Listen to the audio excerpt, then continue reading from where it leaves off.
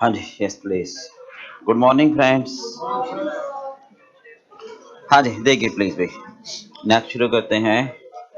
Transfer price.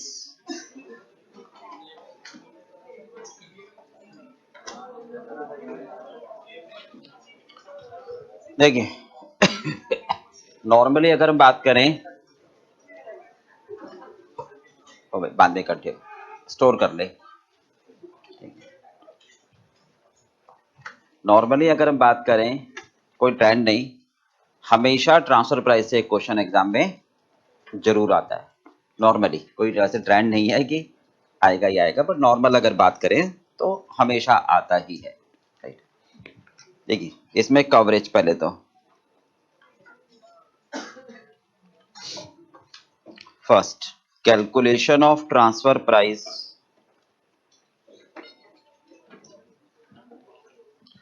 Calculation of transfer price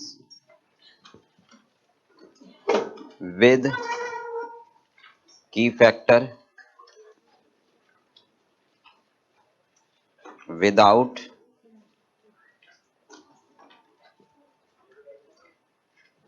key factor, right?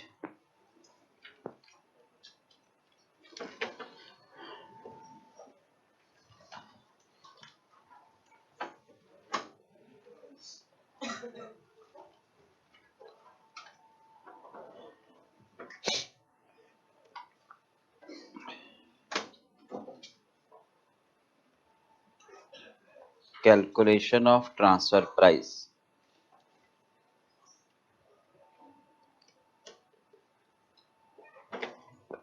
with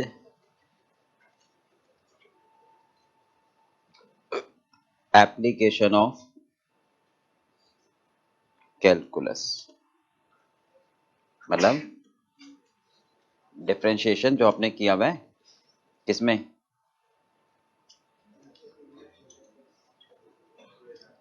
marginal revenue marginal cost वाला concept.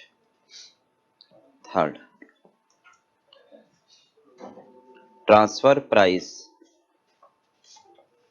Based on best strategy.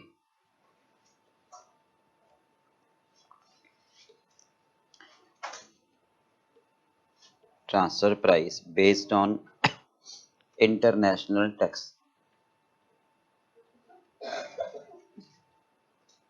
based on international tax।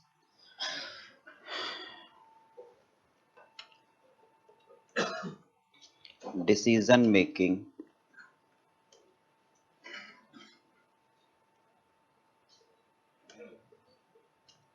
if transfer price is given।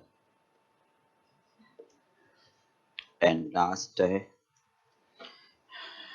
preparation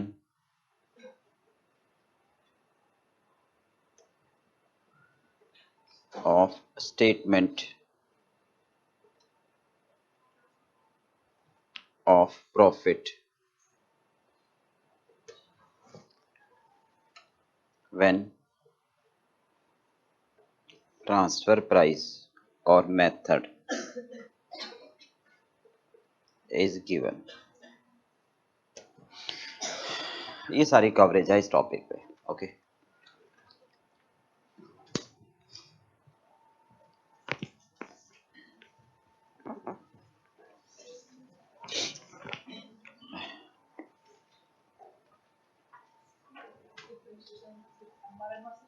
हाँ उतना ही है।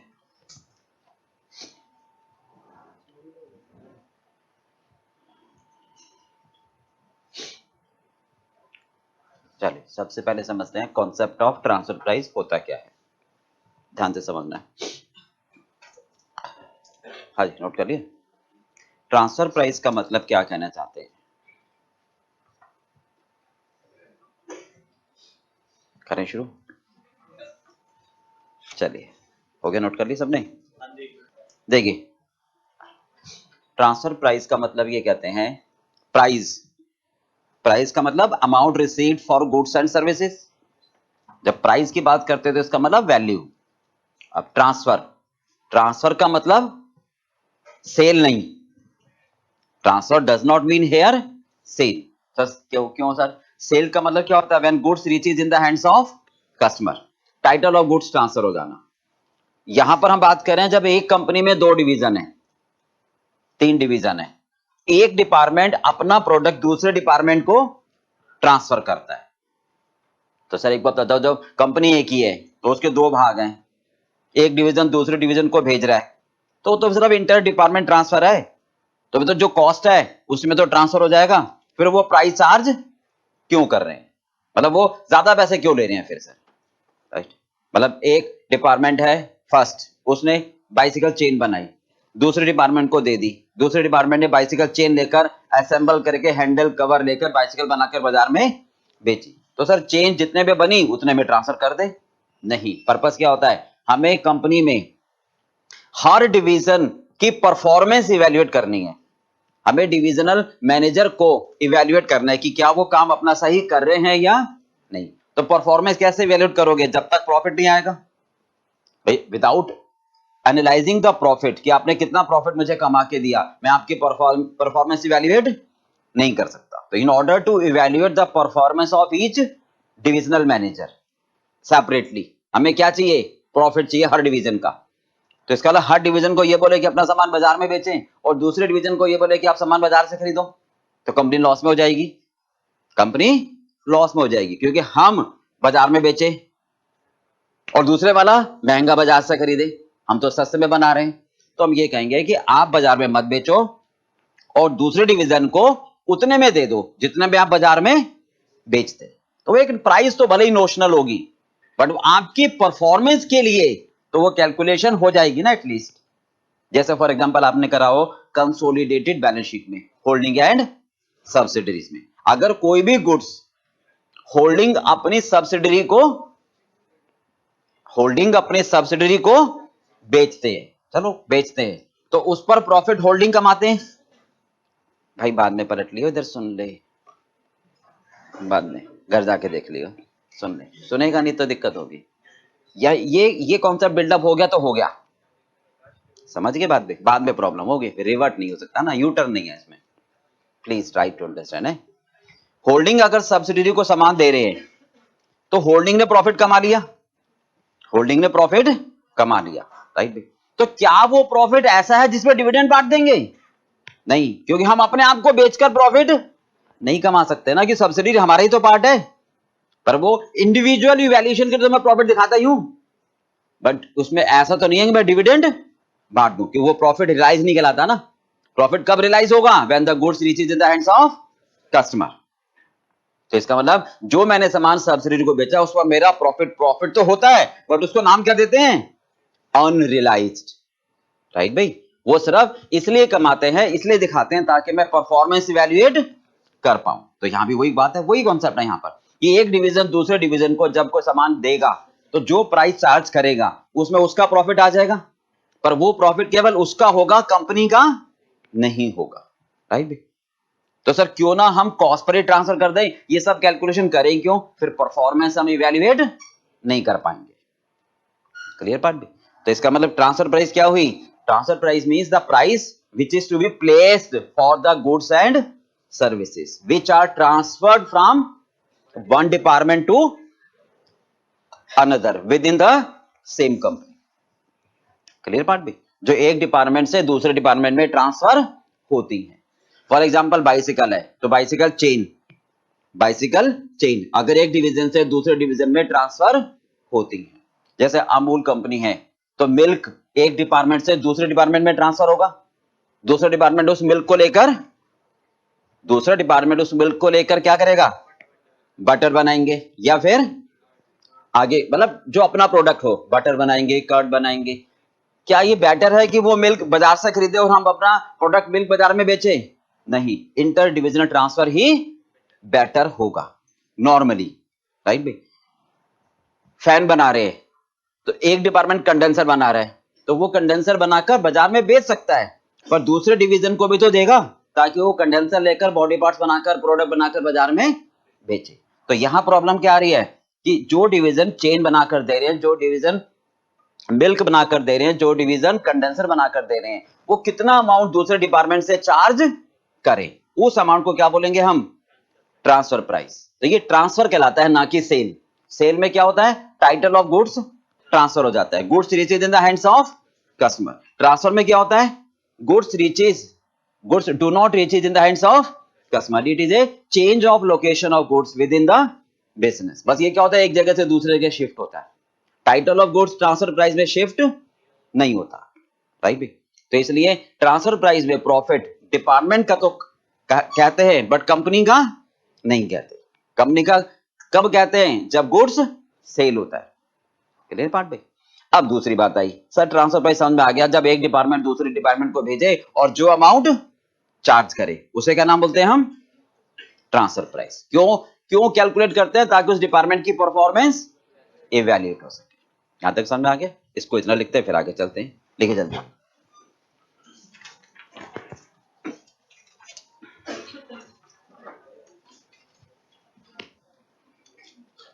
देखिए, transfer price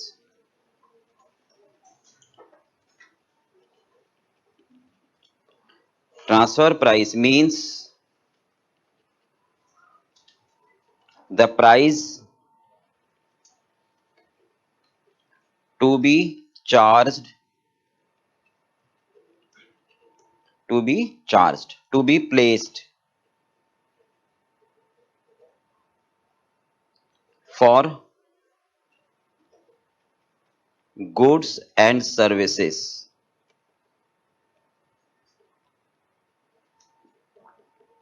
which are transferred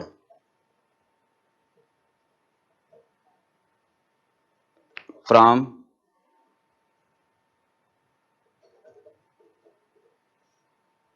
one department to other department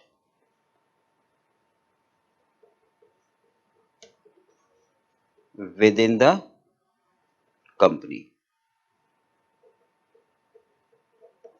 हाँ जी, वो amount, वो price, कौन सी price? जो गुड्स एंड सर्विसेज पर प्लेस की जाती है, चार्ज की जाती है। कौन से गुड्स एंड सर्विसेज पर? जो कि एक डिपार्टमेंट से दूसरे डिपार्टमेंट को ट्रांसफर किए जाते हैं। क्लियर पार्ट में? फॉर एग्जांपल, जैसे department 1, right, department 2, right, product है मान लो, हाँ जी, प्रोडक्ट है मान लो फैन। इसमें कंपोनेंट क्या कहेंगे हम? कंडेंसर। ये ट्रांसफर होगा फर्स्ट डिपार्टमेंट से कहां पर? दूसरे में। ये कंडेंसर को लेकर क्या करेंगे? अदर पार्ट्स बनाकर प्रोडक्ट बनाएंगे, राइट, और किस में कन्वर्ट करेंगे उसको? फैन में। तो इसकी ट्रांसफर प्राइस की बात की जाएगी। जैसे मिल्क ट्रांसफर होगा दूसरे डिपार्टमेंट में, तो मिल्क को क्रश करके क्या बनाएंगे वो? हाँ जी, कर्ड, या फिर नहीं, क्रश करके तो बटर, राइट। और प्रोसेसिंग करके मिल्क को क्रश करेंगे तो क्या आएगा? बटर और बटर मिल्क, बटर और बटर मिल्क। ये प्रोडक्ट होगा उनका, बटर मिल्क बाई प्रोडक्ट होगा, ठीक है। प्रोसेस करेंगे, अगर क्रश नहीं, प्रोसेस करेंगे तो क्या? कर्ड। यही तो मतलब होगा। हाँ जी, तो इसकी प्राइस क्या चार्ज की जाए वो होगा, राइट भाई। बाइसिकल चेन ये ट्रांसफर करेंगे, ये बाइसिकल चेन लेकर प्लस फ्रेम, हाँ जी, क्या बनाएंगे? Product bicycle. तो बेसिकली यहां से हम ये समझ रहे हैं, जो डिवीजन ट्रांसफर करता है, जो डिवीजन ट्रांसफर करता है वो कंपोनेंट कहलाता है। ये कंपोनेंट तो ट्रांसफर करेंगे, और इस डिवीजन को क्या नाम देंगे? सप्लाई डिवीजन, और इसको नाम देंगे हम रिसीविंग, राइट भाई। सप्लाई डिवीजन हमेशा क्या चाहेगा? ज्यादा से ज्यादा लेना, और रिसीविंग क्या चाहेगा, कम से कम देना। तो दोनों में हमेशा कॉन्फ्लिक्ट रहेगा, ये चाहेगा ज्यादा लेना, ये चाहेगा कम। तो ये हमेशा क्या रहेगा, एक लड़ाई का मुद्दा, यानी कॉन्फ्लिक्ट रहेगा। इसको सॉल्व कौन करेगा, रिजॉल्व कौन करेगा, या तो मैनेजमेंट पहले से ही, या फिर management accountant for decision making, कि भाई आपस में लड़ो नहीं, आपस की लड़ाई से कंपनी को लॉस होगा। ये रखो ट्रांसफर प्राइस जिसमें आपको भी फायदा और हमें भी फायदा। क्लियर बात भी, वो आपको समझाना है। बात समझ में आ गई। तो फर्स्ट पॉइंट हम क्या कहेंगे कि ये तो हो गया ट्रांसफर प्राइस। क्यों कैलकुलेट करते हैं, क्योंकि हमें हर डिपार्टमेंट की परफॉर्मेंस इवैल्यूएट करनी है। लिख objective, the objective of transfer price is, the objective of transfer price is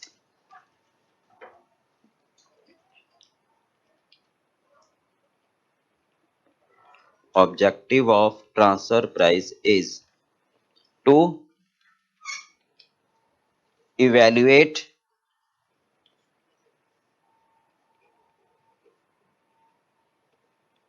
the performance of each department. Objective क्या है, हर डिपार्टमेंट की परफॉर्मेंस को इवैल्यूएट करना इन टर्म्स ऑफ प्रॉफिट। और प्रॉफिट कब जनरेट होगा, एक minute, revenue minus cost, customer की बात तो बाद में आ जाएगी ना। प्रॉफिट जनरेटेड बाय रेवेन्यू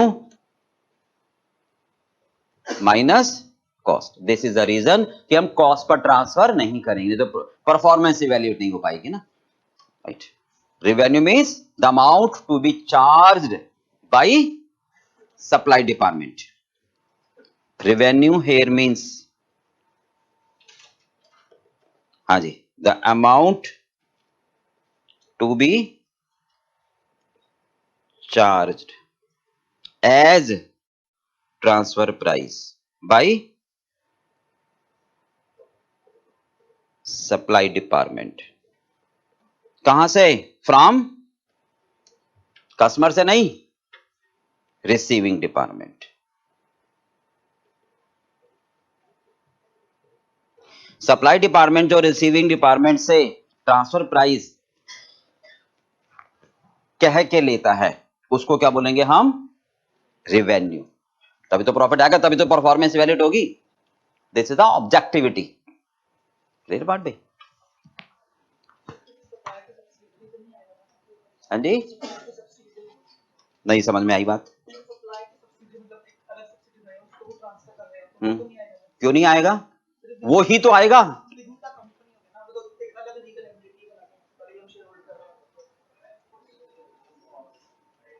पढ़ा नहीं कंसोलिडेशन, इसका मतलब ढंग से क्या मतलब होता है कंसोलिडेशन का।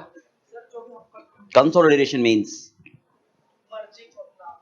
तो फिर मालिक तो एक ही हो गए, मालिक तो एक ही हो गए, बॉडी तो एक, हाथ दो, यही तो हुआ। बात पता है, सिंपल भाषा में नहीं समझ ले दिक्कत आती है, टेक्निकल भाषा में मत समझा करो, नहीं है जी। क्या कहते हो, बोल ना, हवा, अच्छा हाँ, हवा बना देते, अननेसेसरी प्रेशर क्रिएट करते हैं, जबकि होता नहीं, बहुत सिंपल होती है चीज, समझ रहे। अब सिंपल सी बात समझो, एक मिनट। रिलायंस किसने शुरू करी थी, धीरू भाई अंबानी ने। उसको सही मतलब, क्या वो बहुत एजुकेटेड थे, कुछ भी नहीं थे, बट नॉलेज सबसे ज्यादा थी, सारे डिसीजन मेकिंग उनको आती थी। समझ रहे बात नहीं, सारी डिसीजन मेकिंग, कॉस्टिंग क्या, मैनेजमेंट अकाउंटिंग क्या, टैक्स क्या, सब कुछ उनको आता था बगैर पढ़े। बात समझ रहे हो, क्योंकि सब चीजें सिंपलेस्ट हैं। ऐसा कर दी ना वही वाली बात है, मतलब बात को सीधी तरह से नहीं समझना है कि सर फिर पढ़ के क्या फायदा। इसको ऐसे समझो, जब बगैर पढ़े आप कॉमन सेंस लगाकर इतना कर सकते हो, तो पढ़कर कितना आगे जा सकते हो, ये बात नहीं कह सकते। नहीं, ये नहीं कहना, हमेशा उसमें नेगेटिविटी ढूंढना। क्या जी? बोलो बोलो, आप बोलोगे तभी तो मैं भी कुछ बोलूंगा। नहीं, क्या कह रहे हो बताओ ना, कुछ तो बोलो यार, ऐसे नहीं है। नहीं, कोई लिमिट नहीं है, स्काई लिमिट है। नहीं, इतना मतलब क्या बोलूं यार, इसके आगे कहा जाओगे। नहीं, हमेशा थॉट इतना होना चाहिए कि आकाश में उड़ने के बराबर। समझ रहे हो? नहीं, मतलब ये समझो कि एक जैसे काइट पतंग होती है, उसकी तरह है कि उसको पता है कि लास्ट में आकर तो गिरना है, बट एक बार तो आकाश को छूना है। समझ गए? नहीं, हाँ काश, बस वही काश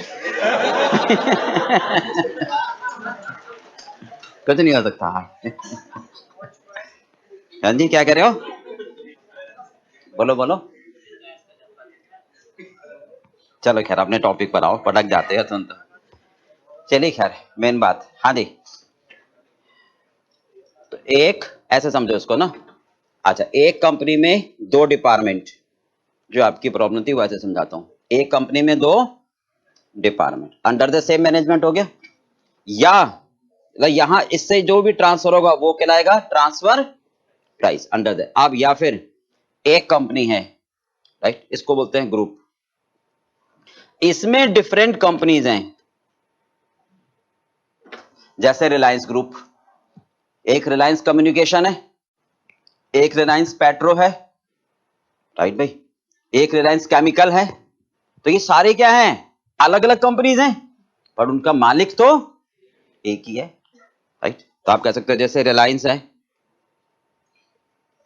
नहीं, एक रिलायंस पेट्रो, एक रिलायंस कम्युनिकेशन, एक रिलायंस, हाँ जी, म्यूचुअल फंड बैंकिंग, मतलब डिफरेंट है। तो ये डिफरेंट कंपनीज हैं, but under the same management. तो यहां भी मतलब एक कंपनी दूसरी कंपनी को ट्रांसफर करे तो वो भी क्या कहलाएगा? Basically transfer price. बात समझ में आ गई? क्योंकि इसका मतलब यही है कि हम एक हाथ दूसरे हाथ को दे रहा है, राइट भाई, है तो हमारे पास ही, मतलब हम अपनी एक पॉकेट से निकालकर दूसरी पॉकेट में रख रहे हैं, है तो हमारे पास। फिर क्यों कर रहे हैं सर हम ऐसा प्राइस? क्योंकि हमें हर पॉकेट को इंडिविजुअल एसेस करना है, दैट इज ऑब्जेक्टिव। बात समझ में आ गई? इसलिए मतलब हमें परफॉर्मेंस को इवैल्यूएट करना है, keeping each department as separate entity, right, ताकि उसको मोटिवेट कर सके, ताकि उसमें इंसेंटिव लगा सके, ताकि उसकी परफॉर्मेंस इवैल्यूएट कर सके, तभी तो हम एसेस कर पाएंगे, तभी हम जनरेट कर पाएंगे। Clear part? तो आपको क्या, transfer price is different from sale. जल्दी लिखे फटाफट। Transfer price is different from sale. Transfer price is different from sale price. क्यों? हाँ जी, ट्रांसफर प्राइस में क्या कहोगे? Title of goods, title of goods, no transfer. और इसमें क्या होता है? Transfer to customer, right. इसमें प्रॉफिट, हाँ जी, realised by department only, but not by company. इसमें प्रॉफिट क्या होता है? Realised by company. ये दोनों का फर्क है। क्लियर पार्ट में?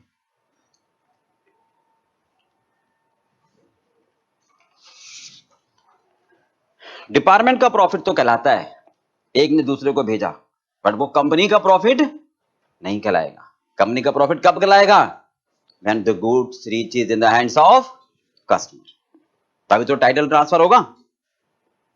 तो इसलिए इंटर डिविजनल ट्रांसफर को सेल नहीं कहते हैं। समझ में आ गई बात बे? हो गया। अब सप्लाई डिवीजन हमेशा transfer price becomes revenue for supply division. Transfer price becomes revenue for किसके लिए? Supply division. सप्लाई डिवीजन कौन होता है? Who supply the goods and services. Transfer price becomes cost for receiving.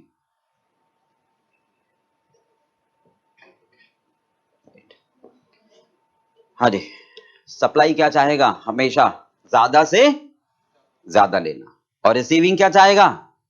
कम से कम देना। तो ये दोनों में हमेशा क्या रहेगा? कॉन्फ्लिक्ट रहेगा, विवाद रहेगा, right. Supply division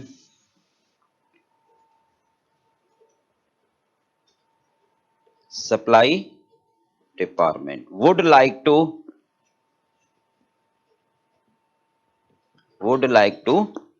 charge higher price. Supply department would like to charge higher price for their goods and services. Supply department हमेशा क्या चाहेगा? ज्यादा से ज्यादा पैसे लेना, तभी तो परफॉर्मेंस बढ़ेगी। हाँ जी। On the other hand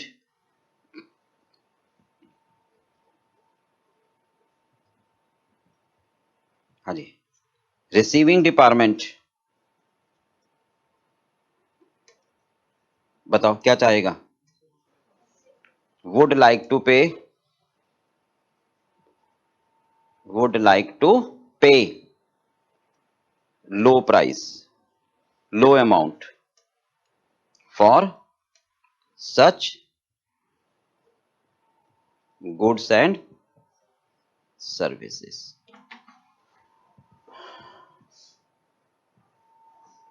supply department कहेगा भी ज्यादा से ज्यादा पैसा दो ताकि मेरी परफॉर्मेंस बढ़े, रेवेन्यू बढ़ेगी। और रिसीविंग क्या चाहेगा? कम से कम देना ताकि कॉस्ट कम आए तो आगे प्रॉफिट बढ़े, राइट। तो कॉन्फ्लिक्ट ऑलवेज एग्जिस्ट बिटवीन, हाँ जी, hence conflict always exist between these two department. इसलिए सर हमेशा लड़ाई का मुद्दा रहेगा। अब हमारा पर्पस क्या है? इस कॉन्फ्लिक्ट को खत्म करना।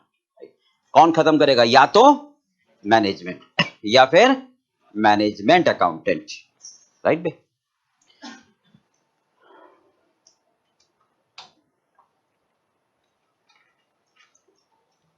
ओके, लिखिए such conflict can be resolved. कोई याद तो नहीं क्या भाई? हो गया ना? Such conflict can be resolved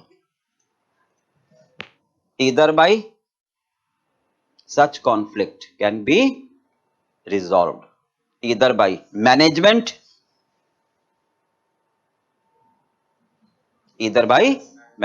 or management accountant. Such conflict can be resolved, मतलब ये कॉन्फ्लिक्ट खत्म कर सकते हैं कैसे? या तो मैनेजमेंट या मैनेजमेंट बाय फिक्सिंग। कैसे करेंगे सर वो? या management accountant bye fixing N appropriate transfer price. अब एप्रोप्रिएट का मतलब क्या है? जो एप्रोप्रिएट का मतलब क्या है? जो सप्लाई वाला भी मान ले, रिसीविंग वाला भी मान ले, और कंपनी का भी फायदा रहे। क्लियर बात भी? हाँ जी, तो यहां पर हम बात करते हैं ऐसे transfer price either fixed by management board of directors, either fixed by management accountant. हाँ जी, मैनेजमेंट कहते हैं पहले से ही, ध्यान से सुनो, फर्स्ट मैनेजमेंट क्या कहते हैं? सर ट्रांसफर प्राइस हमेशा किसके बराबर हो? Market price. मतलब सप्लाई डिवीजन को बोल दिया, एक काम करो, आप अपना प्रोडक्ट मिल्क, ध्यान से सुनो, आपस में लड़ो नहीं, क्या बोल रहे हैं सप्लाई डिवीजन को? भाई आप बताओ, अपना मिल्क बाजार में तो बेचोगे, भाई क्यों चाहते हो ज्यादा से ज्यादा? ध्यान से सुना भाई, आप छोड़ दो रिसीविंग को, आप अपना मिल्क क्या करोगे? बाजार में बेचोगे। तो जितने पैसे बाजार में बेचकर मिलते हैं उससे ज्यादा डिमांड करना तो अनजस्टिफाइड है ना? तो इसका अलावा आप उतने पैसे ले लो सप्लाई से, रिसीविंग से, राइट भी? और रिसीविंग वाले को क्या बोलोगे? मत लो यहां से, भाई ये नखरे दिखा रहा, तो इससे मत लो। क्या करोगे? बाजार से लोगे ना, इससे ज्यादा क्या करोगे? तो जितने में बाजार में मिल रहा है उतने दे दो, उससे कम पर क्यों एक्सपेक्ट कर रहे हो? बात समझ में आ गई? तो इसका ट्रांसफर प्राइस क्या फिक्स कर दो? Market price. चलो समझ में आ गया? क्लियर पार्ट में? अब सर जब ये बात समझ में आ गई तो उसमें तो सारा कॉन्सेप्ट ही खत्म, सारी लड़ाई खत्म, फिर हम आगे क्यों बढ़े? समझ रहे हो नहीं? हर पॉइंट में कोई ना कहीं लूप होल आता है। फिक्स तो कर दी मार्केट प्राइस, बट बाद में 2 महीने बाद, 3 महीने बाद, 10 दिन बाद सप्लाई डिपार्टमेंट आ गए मैनेजमेंट के पास कि सर आपने कहा था मार्केट प्राइस पर फिक्स कर दो और आपकी परफॉर्मेंस इस हिसाब से होगी, बट सर ये जो रिसीविंग वाले हैं they are so manipulated. Sir ये डिमांड हमसे प्रोडक्ट की तभी करते हैं जब मार्केट में प्राइस सबसे लीस्ट पर आ जाता है। समझ रहे हो भाई? मार्केट प्राइस फ्लक्चुएट हो जाती है, और जिस दिन जिस पॉइंट पर मार्केट प्राइस सबसे लोएस्ट कैटेगरी पर आता है, ये सारा प्रोडक्ट, सारा इनपुट हमसे डिमांड कर देते और अपने पास रख लेते हैं, और हमें सस्ते में देना पड़ जाता है, तो हमारी परफॉर्मेंस तो डाउन हो गई। या फिर रिसीविंग वाले कहते हैं कि सर हमारी रिक्वायरमेंट तभी क्रिएट होती है जब मार्केट में प्राइस सबसे हाई होती है, तो हमें ज्यादा पैसे देने पड़ते हैं। मतलब दोनों के अपने अपने आर्गुमेंट है। क्लियर बात है?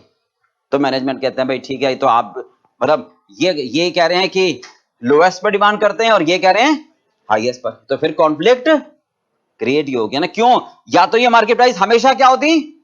कांस्टेंट, तो लड़ाई का मुद्दा खत्म। पर अगर मार्केट प्राइस क्या हो रही है? फ्लक्चुएट, तो फिर मैनेजमेंट कहता है अच्छा रुको मुझे सोचने दो। तो वो कहते हैं अच्छा एक तरीका और है, एक काम करते हैं, जितनी हमारी कॉस्ट है ना उस पर आप रीजनेबल मार्कअप जोड़ दो, उतने में भेजो, लड़ाई खत्म, राइट? तो दूसरा मेथड डेवलप करा, क्योंकि आपको ये भी समझना है जैसे टैक्स में ये सेक्शन, सर ये कहता है, ये तो बाद की बात है, आया क्यों, क्या जरूरत पड़ गई इसको लाने की, वो समझना आपके लिए जरूरी है। तो दो चीजें होती हैं, law of objectivity and law of applicability. Applicable तो आसान होता है, ऑब्जेक्टिविटी समझना है। समझ गए? तो हम क्या कहेंगे? Transfer price equals to cost plus markup. कब? व्हेन हाँ जी, market price fluctuate.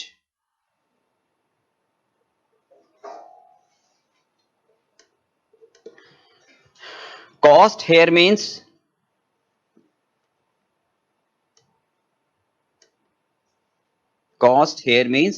total cost, that is variable cost plus fixed cost, avoidable भी और अनअवॉइडेबल भी। कॉस्ट का मतलब टोटल कॉस्ट, ये भी ध्यान रखना हमेशा, मार्कअप या रिटर्न, मार्कअप बोल दे या फिर इसको क्या बोल दे हम, रिटर्न,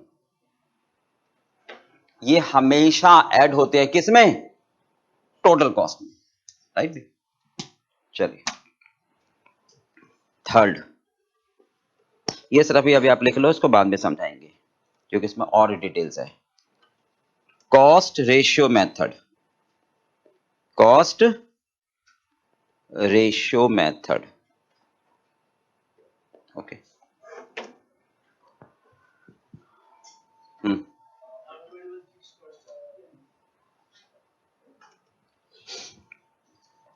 वो फिक्स कॉस्ट दो टाइप की होती हैं, एक अवॉइडेबल और एक अनअवॉइडेबल।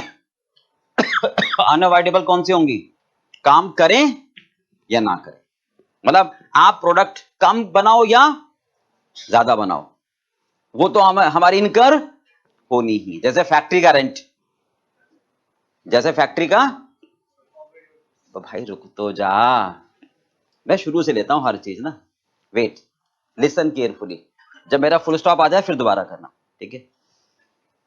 इसको समझने से पहले इसको समझना जरूरी है, समझिए।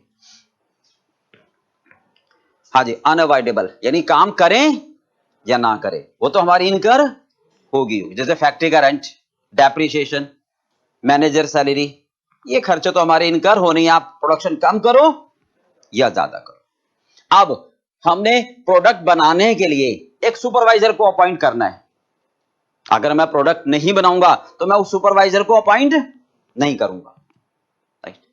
तो वो सुपरवाइजर की सैलरी है तो फिक्स्ड, बट कब खर्च करूंगा, जब मैं वो प्रोडक्ट बनाऊंगा, अदरवाइज मैं इनकर नहीं करूंगा। तो ये कौन सी हो गई, अवॉइडेबल, काम करोगे तो खर्चा होगा, नहीं करोगे तो नहीं होगा, राइट। एक मशीन है, सर आप ये प्रोडक्ट बाइसिकल चेन बनाओगे तो आपको बैलेंसिंग मशीन किराए पर लेने की जरूरत है, खरीदना नहीं, किराए पर लेना है। आप चेन नहीं बनाओगे तो मशीन किराए पर नहीं लोगे, तो मशीन का किराया तभी तो जाएगा जब आप काम करोगे, तो ये कौन सा खर्चा है, अवॉइडेबल, हो गया क्लियर। चलिए ये बाद में डिस्कस करेंगे कॉस्ट रेशियो मेथड। अब आते हैं मैनेजमेंट अगर मना कर दें कि भाई हमारा ये मेथड एप्लीकेबल नहीं हो पा रहे, एक्सेप्टेबल नहीं है, फिर बारी आती है किसकी, मैनेजमेंट अकाउंटेंट की। तो मैनेजमेंट अकाउंटेंट वो फिक्स करते हैं प्राइस जो सप्लाई डिवीजन और रिसीविंग दोनों एक्सेप्ट करें और कंपनी का प्रॉफिट भी कम ना हो, यानी बेस किस पर हो, रेलिवेंट कॉस्ट पर, राइट। लिखिए, transfer price to be fixed by management accountant so that transfer price to be fixed by management accountant so that acceptable by supply division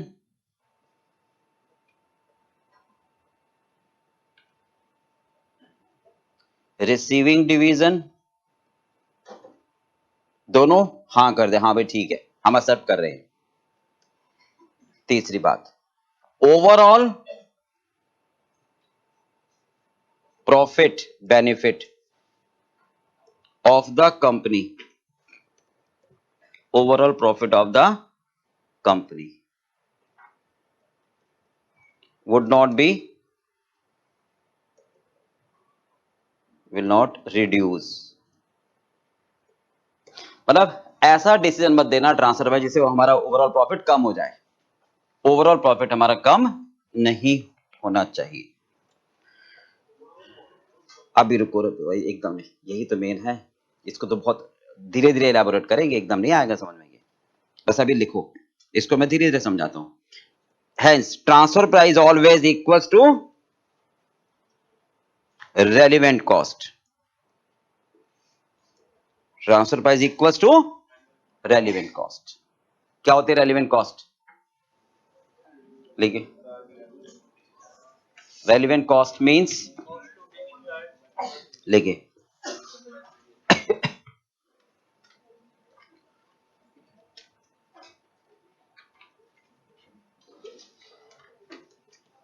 कितना? हाँ जी, कॉस्ट कैसे कहते हो आप बेसिकली? सर खर्चा। खर्चा केवल वो नहीं होता जो जेब से जा रहा है, खर्चा वो भी होता है जो आने से रुकता है, राइट? क्या कहोगे? Cost to be incurred due to transfer. Sir transfer की वजह से जो खर्चा होगा plus benefit to be lost due to transfer, right? हाँ जी, जो खर्चा करोगे और जो बेनिफिट लूज होगा, पैसे का ना आना भी तो जाना ही हुआ, माइनस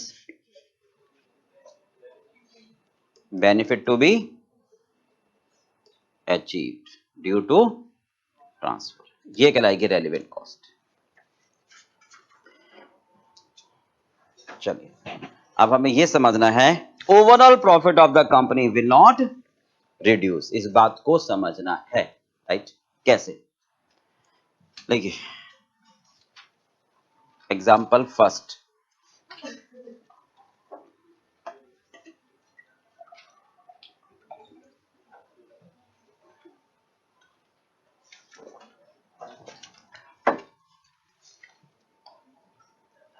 हो गया, हटा दूं? देखिए ध्यान से, बहुत ध्यान से समझना, बिल्कुल सिंपल है। जबकि एक कंपनी में दो डिपार्टमेंट हैं, ए और बी। ए सप्लाई और बी रिसीविंग, राइट? ये सप्लाई डिवीजन है और ये रिसीविंग। ये बाइसिकल चेन बनाकर बेचते हैं और ये बाइसिकल चेन लेकर फ्रेम बनाकर प्रोडक्ट बना रहे हैं बाइसिकल। चलिए, अब ये कहता है डिवीजन ए की टोटल कैपेसिटी 10,000 यूनिट की है। मतलब हम कितना बना सकते हैं bicycle chain? 10,000 per month, per period. External sale, external sale हम कर रहे हैं 8,000। हाँ जी, इससे ज्यादा नहीं है, मतलब डिमांड 8,000 से ज्यादा नहीं है। इसका मतलब 2,000 अभी मेरे पास खाली कैपेसिटी, खाली बैठा हूं मैं। मेरे पास कैपेसिटी कितनी है टोटल? 10,000 की, और बाजार में मैं बेच रहा हूं बाइसिकल चेन बनाकर कितनी? इससे ज्यादा कोई खरीदने वाला नहीं। स्पेयर कैपेसिटी है, इसका मतलब 2,000। चलिए, सेलिंग प्राइस है 100 रुपए, हम 100 रुपए में वो बाइसिकल चेन बनाकर बेच रहे हैं। वेरिएबल कॉस्ट है 70 रुपए, फिक्स कॉस्ट 1,00,000 रुपए, राइट? तो बेसिकली अगर हम वैसे समझें, 1,00,000 रुपए की फिक्स कॉस्ट है, साइलेंट है, अनअवॉइडेबल है, मतलब ये तो रेंट है उस जगह का, ये तो होगा ही होगा, राइट?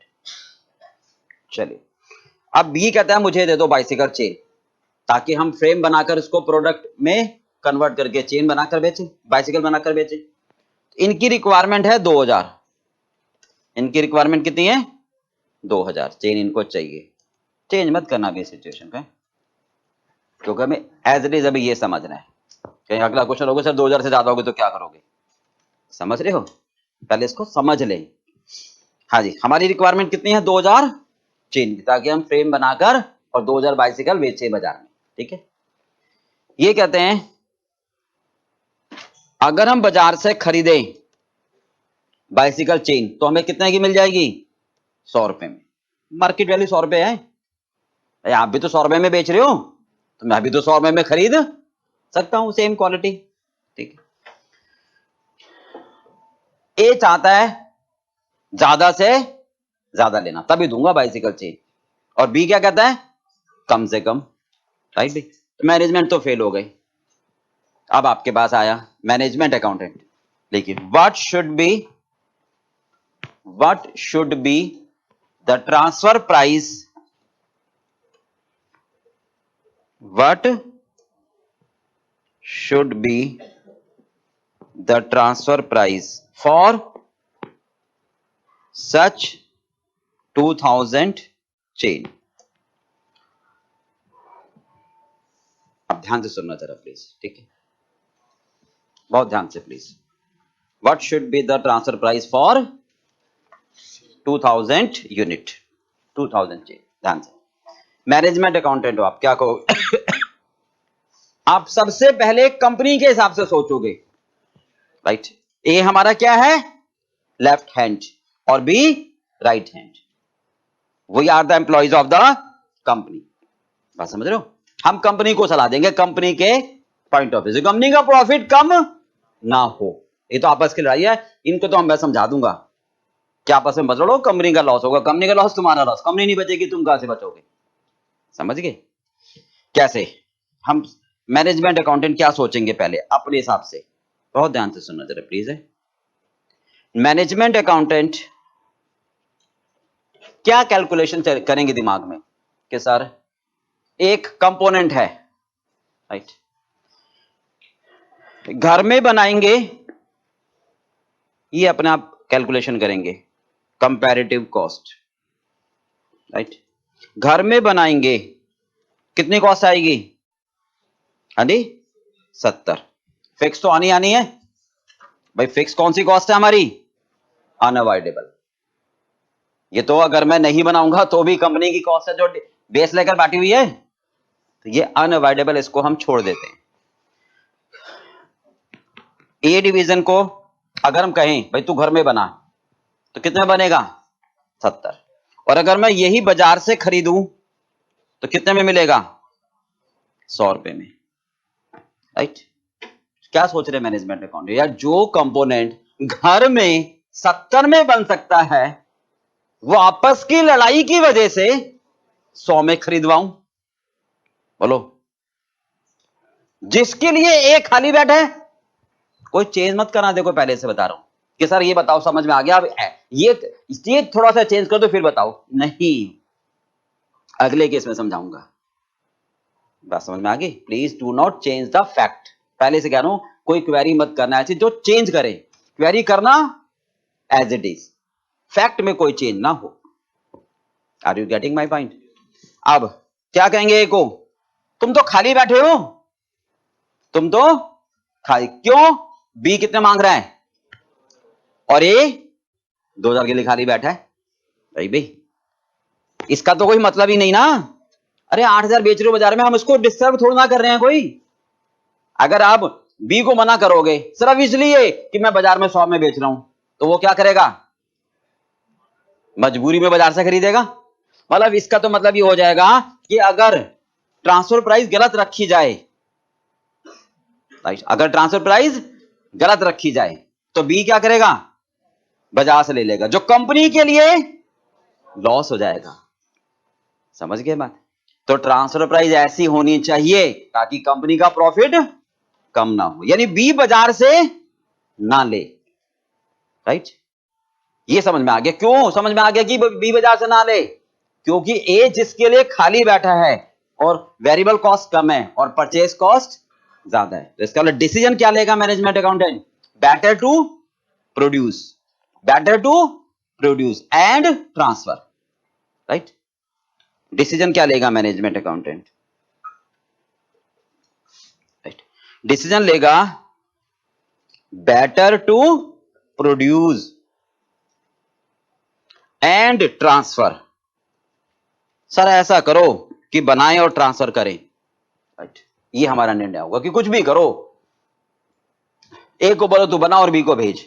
अब ऐसा तो ना मानेगा वो कोई, वो आपकी बात ऐसा तो ना मानेगा कोई, डिक्टेटरशिप थोड़ा ना चल रही है। तो आप ऐसा करो कि वो आपकी बात मान ले, राइट। ए भी बी भी, और कंपनी का प्रॉफिट भी कम ना हो, राइट। तो इसका मतलब हमें ट्रांसफर प्राइस ऐसे रखनी चाहिए ताकि बी बाजार से ना ले, जिसमें कंपनी का फायदा है। We should fix the transfer price, fix the transfer price so that, हाँ जी, B receiving would not like to purchase from market. ये बात समझ में आ गई। ऐसा फिक्स करो ताकि बी बाजार से ना ले। क्यों भाई? क्योंकि बाजार से लेगा तो कंपनी को घाटा हो जाएगा। क्यों घाटा हो जाएगा कंपनी को? भाई जो 70 रुपए में बना रहे हैं वही महंगे में बाजार से खरीदवा दें, क्या ट्रांसफर प्राइस की वजह से। इतना समझ में आ गया। तो अब ऐसा रखो कि बी बाजार से ना ले। बी कब नहीं लेगा बाजार से? जब 100 से कम पर, 100 से कम पर मिलेगा। तो ऑब्वियसली बात है, बी अपना फायदा सोचेगा। यार 100 रुपए में बाजार में मिल रहा है, तुम दे रहे हो 100 से कम, ऑब्वियसली ए से लेगा। तो 100 से कम। अब बात आई ट्रांसफर प्राइस 100 से कम। तो ट्रांसफर प्राइस आर्बिट्रेरी नहीं होनी चाहिए। आर्बिट्रेरी का मतलब कोई भी ऐसी रकम जो अपनी मन के हिसाब से रख दो, नहीं। कौन सी होनी चाहिए? बेस्ड ऑन रेलिवेंट कॉस्ट, यानी जो खर्चा हो वो चार्ज करो, जो लॉस हो वो चार्ज करो। क्या कहेंगे ए को? अब ए को क्या कहेंगे? भाई तू बेफालतू में क्यों नखरे दिखा रहा है, खाली तो बैठा है। तो कम से कम, कम से कम कितना चार्ज कर ले? क्लियर है बात? इससे कम नहीं। आपको भेजने में क्या लॉस हो रहा है मुझे बताओ। ये क्या कहेगा? सर मैं अगर बी को नहीं देता तो बाजार में बेचता। भाई कहां, हमें तो समझ नहीं आ रहा कहां बेचता बाजार में, बता। Do not change the fact, पहले बता रहा हूं, हिलाना नहीं। समझ गए? कितने मांग रहा है वो? उतने के लिए आप खाली बैठे हो ना? नहीं तो क्यों रो रहे हो भाई? क्यों आप ऐसा कह रहे हो कि बाजार में बेचता? कहां बेच लेता है वो वाले यूनिट जो बी को देता? क्लियर बात? यही तो हम उसको समझा रहे हैं, यही तो हम उसको समझा रहे हैं कि क्यों ऐसी बात कर रहे हो। आप तो उसके लिए खाली बैठे हो। तो जब हम समझाएंगे तो उसको समझ आ जाएगी कि हम तो खाली बैठे हैं। तो चलो ठीक है, जो मिले वही बेहतर है। तो कम से कम कितने रुपए? 70 रुपए। That is relevant cost, that is relevant cost. देखिए, transfer price is based on relevant cost, that is cost to be incurred, जो खर्चा होगा ड्यू टू ट्रांसफर। ट्रांसफर की वजह से कितना खर्चा होगा? 70। अच्छा, plus benefit to be lost due to कितना?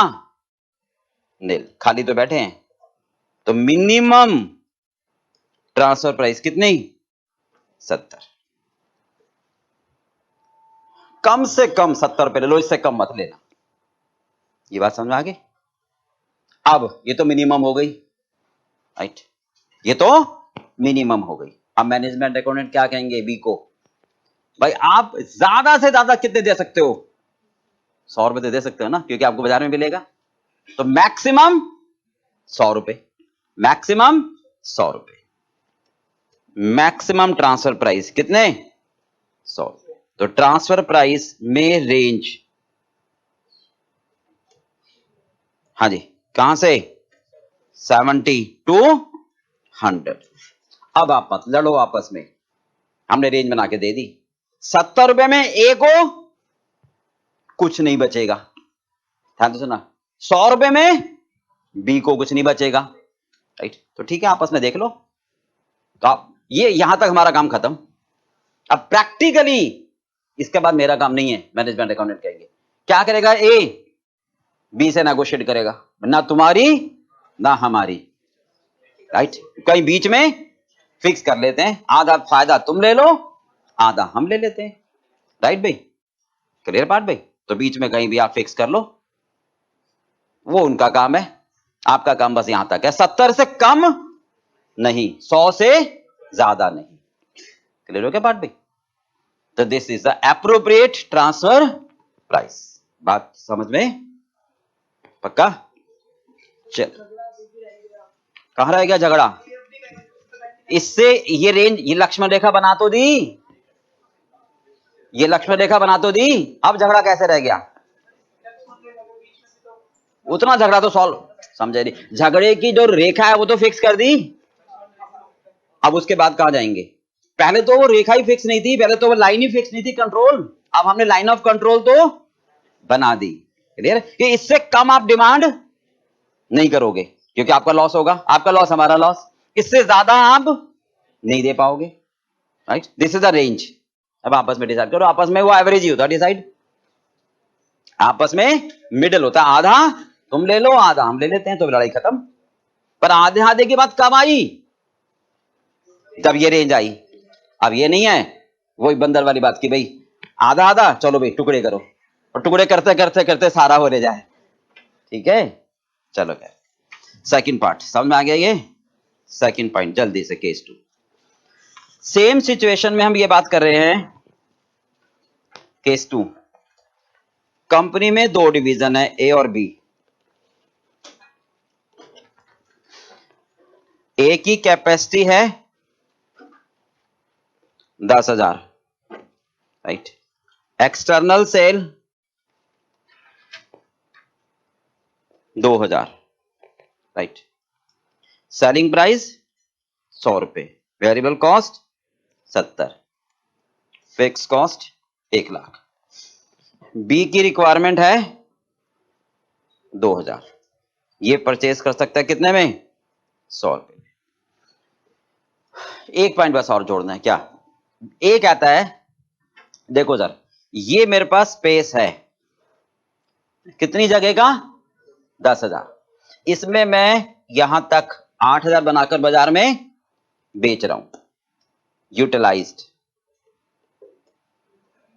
कितना स्पेयर है, स्पेयर 2,000, ठीक है, बी को बना के दे देंगे, बी को बनाकर दे देंगे, बट रुको, ए कहता है सर मेरे पास एक और ऑल्टरनेटिव है, अगर मैं बी को बनाकर यहां पर ना दूं तो ये जगह मैं किराए पे दे सकता हूं, ये जगह मैं कहीं और यूटिलाइज कर सकता हूं, खाली नहीं है, बेकार नहीं है,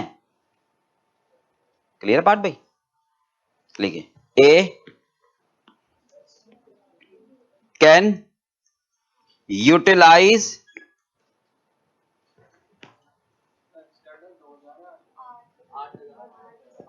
सॉरी, हाँ जी, A can utilise spare capacity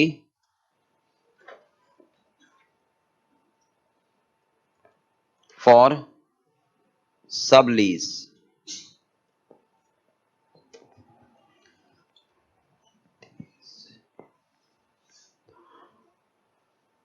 eight the rate 75,000 per month, ये सब पर मंथ है।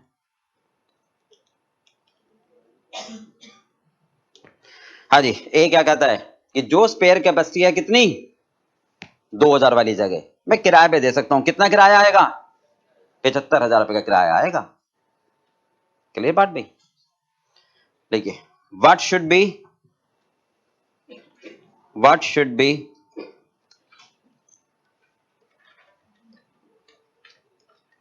the transfer price for such 2,000 unit. हाँ जी, अब मैनेजमेंट अकाउंटेंट क्या सोचेंगे, कंपनी के लिए क्या फायदेमंद है। हाँ जी, मैनेजमेंट अकाउंटेंट क्या सोच रहे हैं,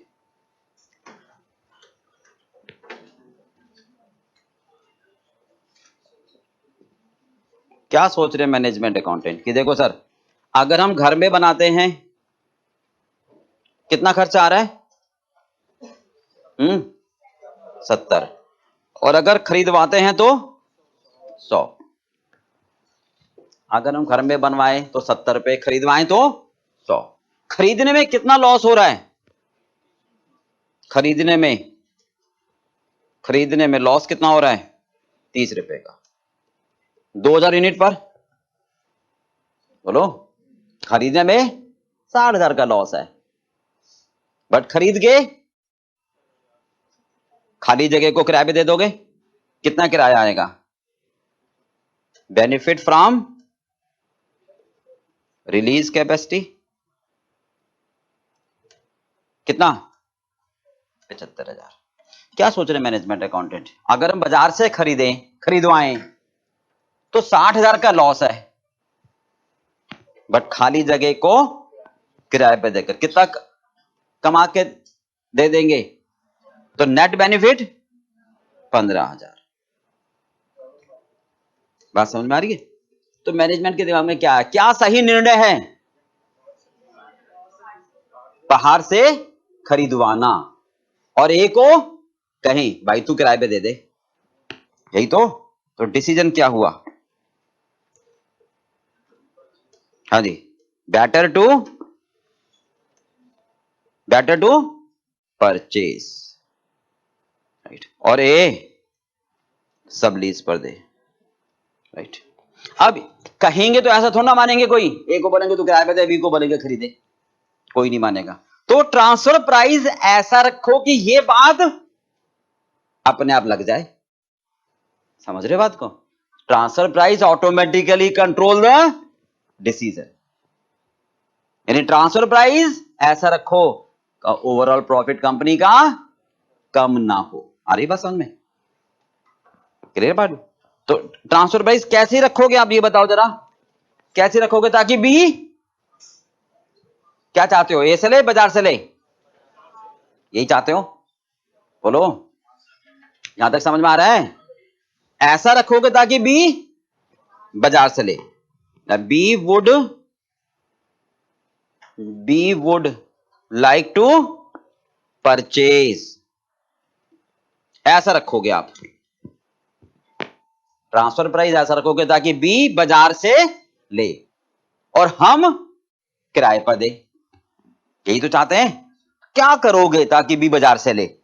आर्बिट्रेरी नहीं, अपनी इच्छा से नहीं, ये ऐसा कर दो सर, ठीक है। आपके दिमाग में क्या आ रहा है?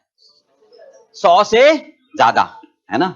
अब ज्यादा का तो मतलब आपके पास स्काई लेवल हो गया, ज्यादा की तो कोई लिमिट नहीं हुई ना। Transfer price should not be arbitrary, should be based on relevant cost. क्या होती है रेलिवेंट कॉस्ट?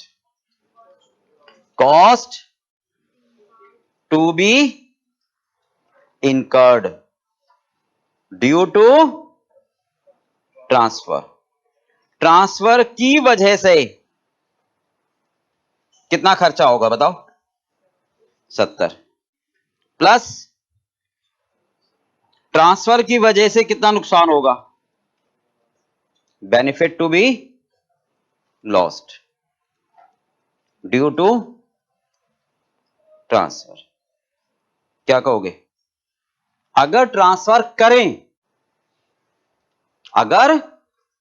करें तो ये जगह किराए पर नहीं दे पाओगे। अगर मैं ट्रांसफर करूं तो यहां पर मैं किराए पर नहीं दे पाऊंगा, तो किराया नहीं आएगा, ना आना जाना ही तो होता है, राइट। कितना किराए का नुकसान होगा? 75,000। कितने यूनिट पर? कितना?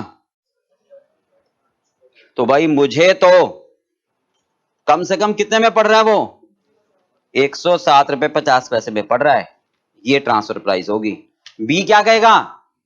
इसको अपने पास रखो, वहीं अच्छा लग रहा है, हम तो 100 रुपए में बाजार से ले लेंगे, और हम भी तो यही चाहते हैं। बात समझ में? बोलो।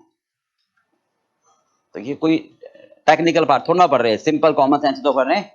ये ना करें, ये करें, इसमें फायदा होगा, जिसमें फायदा वही कायदा, यही कॉस्टिंग है, बस कॉस्टिंग है, यही सिंपल कॉमन सेंस है। बोलो। आई समझ में या नहीं है? अल्टीमेटली है कुछ नहीं, हर टॉपिक को लिंक करते जाना है।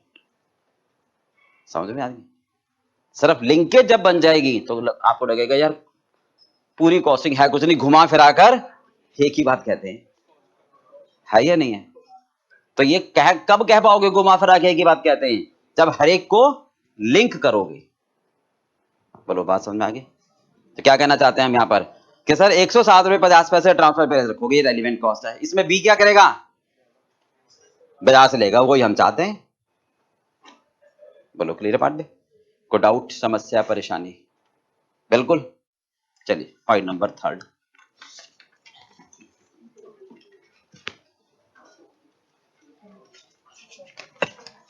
केस नंबर 3 तो कुछ भी लिख लो यार। हाँ जी, एक कंपनी में department A, department B, A department की टोटल कैपेसिटी 10,000 की है। एक्सटर्नल सेल, एक्सटर्नल सेल कितनी? 10,000। समझ गए?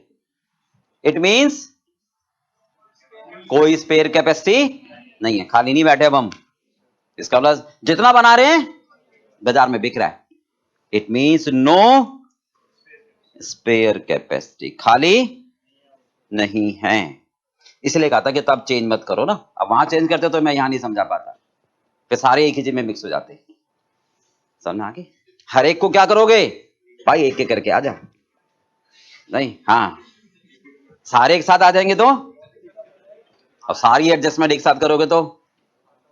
चलो खैर बात समझ में आ गई आपको। सेलिंग प्राइस 100 रुपए, variable cost 70, fix cost 1 lakh. B की रिक्वायरमेंट है, अब तो कुछ भी ले लो, 2,000। ये कह रहा है मैं बाजार से खरीद सकता हूं 100 रुपए। क्लियर है बात? बोलो क्या ट्रांसफर प्राइस होनी चाहिए? देखिए what should be the transfer price.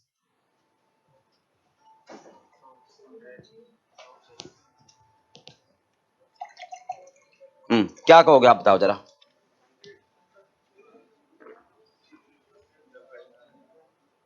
बोलो ट्रांसफर प्राइस क्या रखोगे? हाँ जी बोलो। 100 रुपए। कैसे? अगर ए बी को देगा, अगर ए बी को देगा तो वो यूनिट बाजार में नहीं बेच पाएगा। अगर ए बी को देगा तो बाजार में नहीं बेच पाएगा, और बाजार में बेचकर 30 का कंट्रीब्यूशन आ रहा था, बाजार में बेचकर 30 का कंट्रीब्यूशन आ रहा था। ध्यान से सुनना, बाजार में बेचकर मैं कितने कमा के दे रहा था कंपनी को? 30 रुपए, राइट? हाँ 70 रुपए में बना रहे हैं, अगर ये 100 रुपए में खरीदेगा तो भी तो कंपनी का लॉस कितने का? 30 का। तो वही लॉस है बी के थ्रू जो मैं कमा के दे रहा हूं। समझ रहे हो? दोबारा, ए कंपनी को बाजार में बेचकर कितना कमा के देगा? 30, अगर ये बाजार में बेचेगा तो, और बी बाजार से खरीदेगा तो कितना एक्स्ट्रा बर्डन? 30 रुपए। तो बी 30 रुपए का लॉस देगा, ए 30 रुपए का फायदा। बात तो एक ही बराबर ही है। इसका मतलब कम से कम ट्रांसफर प्राइस क्या होनी चाहिए? Relevant cost. क्या कहोगे? Cost to be incurred due to, हाँ जी, ट्रांसफर कितना? 70 plus contribution benefit to be lost due to transfer. Transfer की वजह से, यानी by non selling to the market. हाँ जी कितना? 30।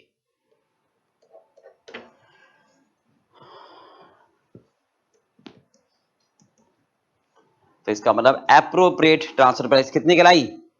100 रुपए। ए 100 रुपए से कम नहीं लेना चाहेगा, क्यों? इतने में बाजार में बेच लेगा, समझ रहे हो? बी 100 से ज्यादा नहीं देना चाहेगा, क्यों? उतने में बाजार से ले लेगा। तो एप्रोप्रिएट प्राइस 100 रुपए। लिखिए, ए would not like to charge, A would not like to charge, A would not like to charge any amount, A would not like to charge any amount less than 100। भाई क्यों 100 से कम क्यों नहीं लेना चाहेगा? इतने में तो बाजार में बिक जाएगा। सर पहले वाले केस में ये बात क्यों नहीं कही थी? खाली बैठा था, मैं नहीं बेच पा रहा था। A would not like to charge any amount less than 100 because A can realize 100 rupees, because A can realize 100 rupees, A can realize 100 rupees by selling to the market।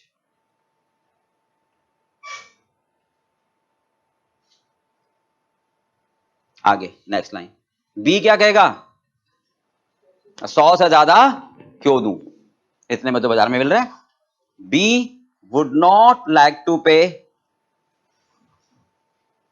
B would not like to pay any amount, B would not like to pay any amount more than 100।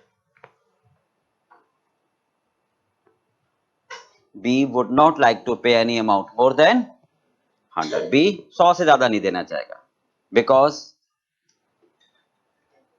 B can purchase, because B can purchase from market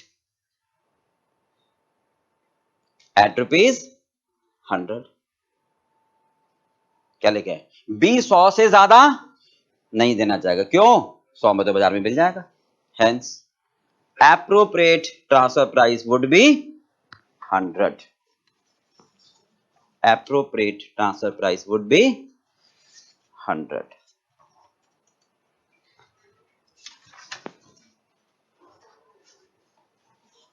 हाँ जी, तो crux इन दोनों में, तीनों में क्या बना?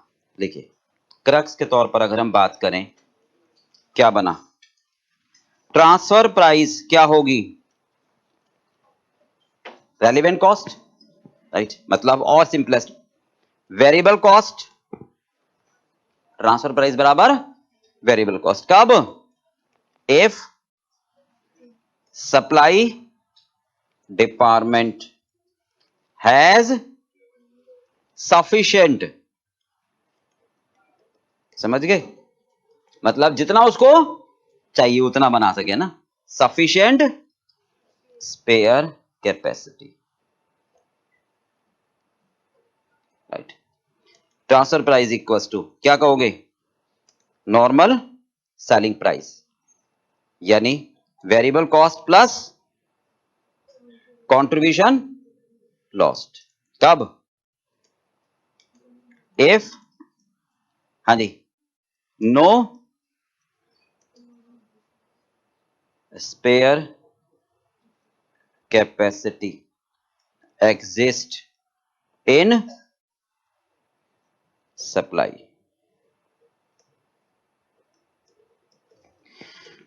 दोनों को एक ही भाषा में बोलना, क्या कह सकते हो? Transfer price always become equals to relevant cost. भाई बेनिफिट लॉस्ट इस केस में नील होगा ना, फर्स्ट केस में क्या होगा? बेनिफिट लॉस्ट नील, क्योंकि खाली तो बैठे हैं। बोलो, तो अगर खाली बैठे हैं तो वेरिएबल कॉस्ट, बिजी है तो variable cost plus benefit to be lost, यानी अल्टीमेटली क्या कहना चाह रहे हैं? Relevant cost. बोलो भाई, हो गया क्लियर? इतना समझ में आ गया? Transfer price. हाँ जी, इसके बेस पर आप आगे क्वेश्चन स्टार्ट करते हैं ना। देखिए क्वेश्चन नंबर 6 जरा 126।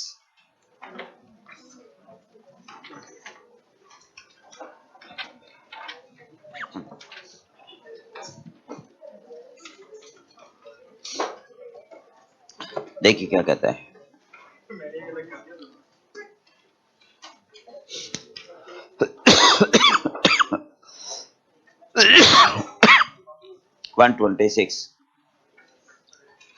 देखिए a company has two division A produces a product which is used by division B in making the final product। A जैसे बाइसिकल चेन बना रहे हैं, B उसको लेकर फ्रेम में लेकर प्रोडक्ट बनाकर बेच रहे। A has capacity 3000 unit. A के पास कैपेसिटी कितनी है? 3000 की। And the whole quantity can be transfer to B, और सारी B को ट्रांसफर हाँ जी किया जा सकता है, can be transferred. The transfer price for such component would be, transfer price 250 होगी जो A चाहता है B से चार्ज करना। B however can purchase from outside market. कितने में? B कहता है कि मैं बाजार से खरीद सकता हूं। कितने में? 220। और फाइनल प्रोडक्ट बिकेगा 500 में। क्या कहना चाहते हैं यहां पर?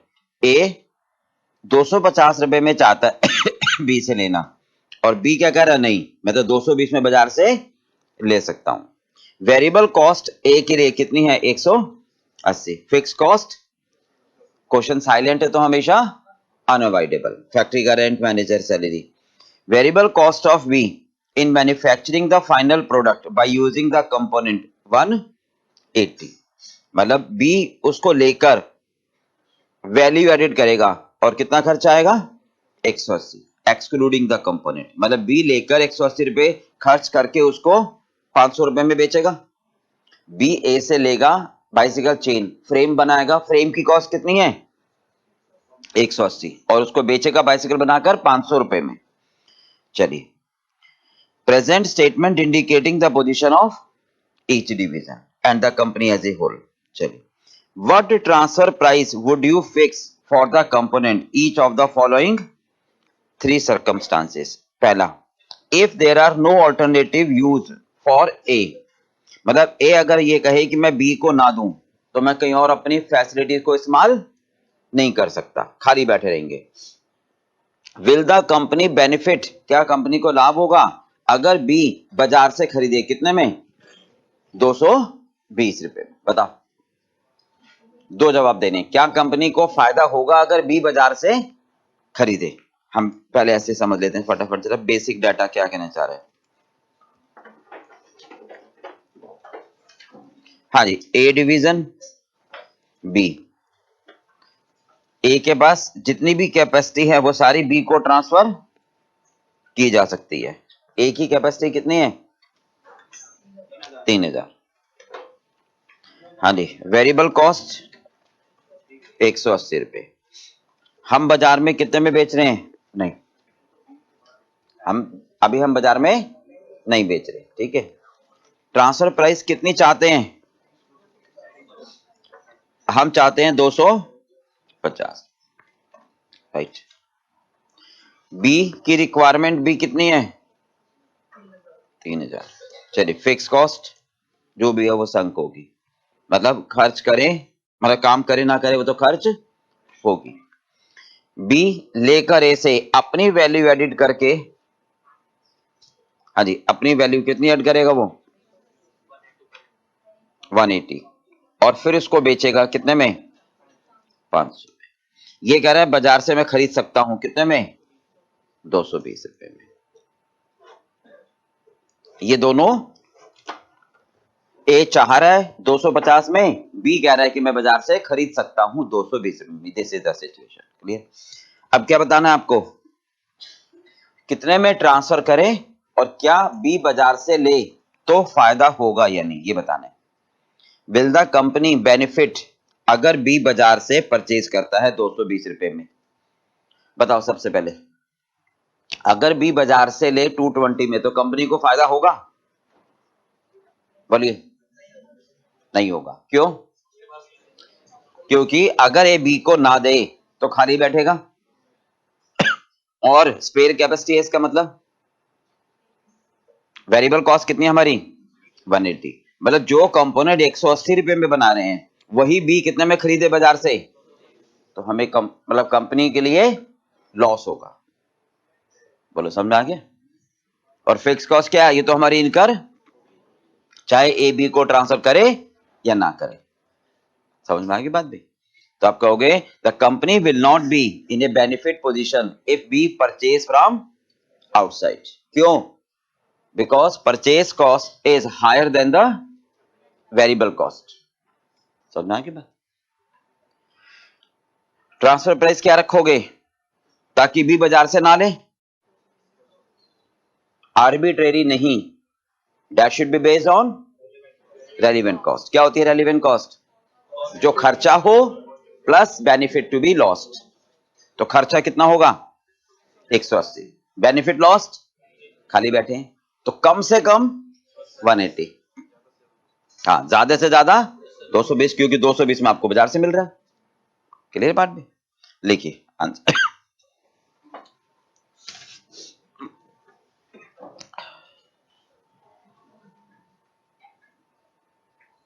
ये कि पूछ रहा था will the company benefit, right? आप कहोगे company will not B, the company will not be in a benefit position, company will not be in benefit position, लाभ नहीं होगा, if department B, if department B purchases the component,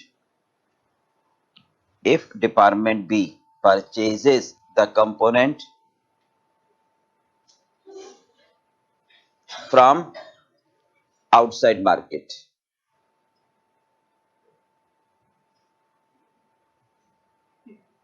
अगर department B बाजार से खरीदता है तो company को लाभ नहीं होगा। क्यों?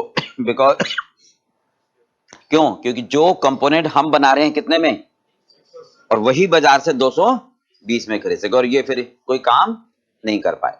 Because purchase cost 220 is higher than, purchase cost 220 is higher than variable cost, purchase cost 220 is higher than variable cost, bracket में 180। फर्दर भाई बाजार से खरीदोगे तो 40 रुपए का लॉस होगा, और ये लॉस ए कहीं यूटिलाइज मतलब रिकवर नहीं कर पाएगा। फर्दर ए हैज, हाँ अगर ए के पास ऐसा ऑल्टरनेटिव होता कि वो 40 रुपए का लॉस कवर करवा लेता है ए अपनी जगह को किराए पर देकर, तो फिर हम कहते, लेकिन further we can say A has no alternative, A has no alternative to utilize, A has no alternative to utilize its spare capacity. A has no alternative to utilize its spare capacity. A के पास कोई alternative नहीं है कि वो अपनी capacity को utilise कर पाए, राइट? अब इसमें हर पार्ट से लिंक करता हुआ क्या पूछ रहा है वो? Transfer price. लिखिए स्टेटमेंट ऑफ ट्रांसफर प्राइस क्या होगी? स्टेटमेंट ऑफ ट्रांसफर प्राइस बताना, बोलो। Cost to be incurred,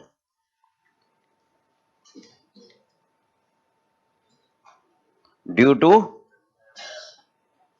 transfer.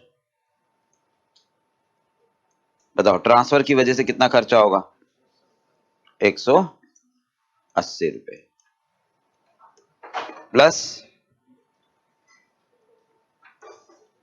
Benefit to be lost, कितना, क्योंकि स्पेयर कैपेसिटी है। तो मिनिमम ट्रांसफर प्राइस क्या आ गई,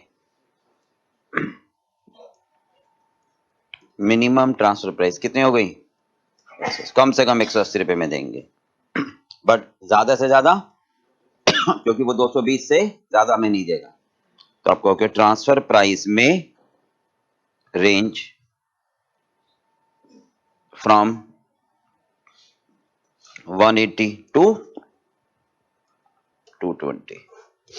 अब ये उनका काम है, बीच में कहीं पर भी वो फिक्स कर लेंगे। 180 से कम पर ए राजी नहीं होगा, 220 से ज्यादा पर बी राजी नहीं होगा, तो बीच में कहीं पर भी फिक्स कर लेंगे। दोनों मतलब नोशनल होता है बेसिकली। तो अगर हम कहें मतलब जैसे हम मान लो 200 रुपए फिक्स कर दे तो आधा प्रॉफिट ये ले लेगा, आधा ये ले लेगा। चलिए थर्ड पॉइंट बताओ, पढ़ी third. If internal facilities of A R not otherwise ideal, मतलब क्या कहना चाह रहे हैं, हाँ जी, जो ए की फैसिलिटीज हैं वो अन्यथा बेकार नहीं है। Alternate use of facilities will give annual cash operating saving of 2 lakh to A, मतलब अगर ए बी को ना दे तो क्या करेगा, हाँ जी, हर साल 2 लाख रुपए कमा लेगा। कैसे, कुछ और काम करके। क्या कह रहा वो, ऑल्टरनेट यूज ऑफ फैसिलिटीज, यानी रूम जहां पर वो कंपोनेंट बना रहे हैं उस फैसिलिटीज का दूसरा यूज है जो आपको हर साल कितने पैसे देगा, 2 लाख रुपए। Should be purchase the component from, अब बताओ क्या बी बाजार से खरीदे, आप बताइए जल्दी। हाँ जी, ए अगर बी को ना दे, ए अगर बी को ना दे तो अपनी जगह को यूटिलाइज कर लेगा और कितने कमाएगा, 2 लाख रुपए। बोलो क्या फायदा है,